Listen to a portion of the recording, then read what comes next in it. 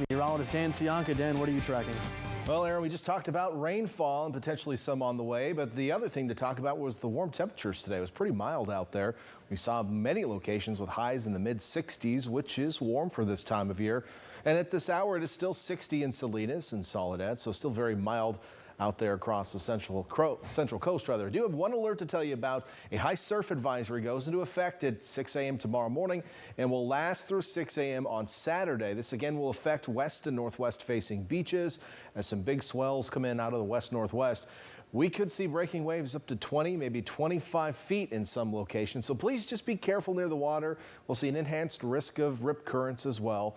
Things will get a little dicey out there tomorrow, potentially on Sunday as well. We may see an extension or a reissuance of this advisory for Sunday if you were planning on going then. Storm Tracker is showing some weather systems out into the north. These are making waves for us, even if they haven't been making much rain. And the next system right here is actually going to bring a little bit of rain to us as we head into tomorrow morning, but not much. Radar picture showing pretty quiet conditions, just some ground clutter out there locally, but these are legitimate rain echoes, some of them perhaps a little bit higher in the atmosphere. These are going to be off of, say, the Marin coast and farther up north along the northern coast of California, but some light rain certainly possible, and this is going to be working its way through our area as we head to the overnight.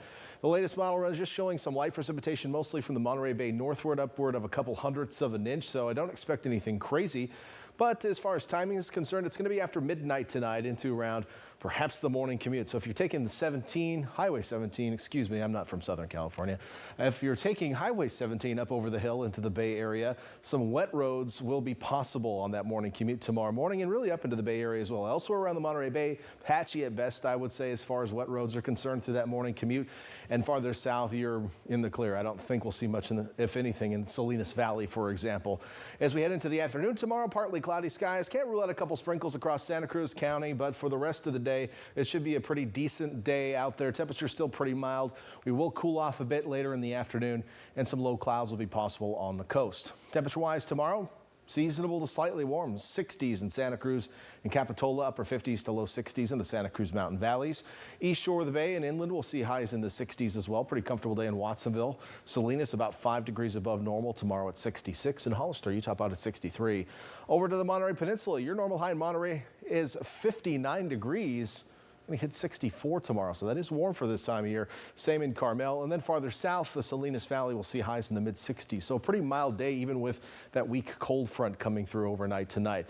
Now, eventually, some cooler air will work its way in, so I do expect a cool down on Saturday, but only by a couple of degrees. You'll notice some chillier morning lows as the air dries out of the weekend, but as high pressure builds in and looks like it's going to anchor in over the region, I do expect a period of warm, dry weather starting this weekend and perhaps lasting a week or two.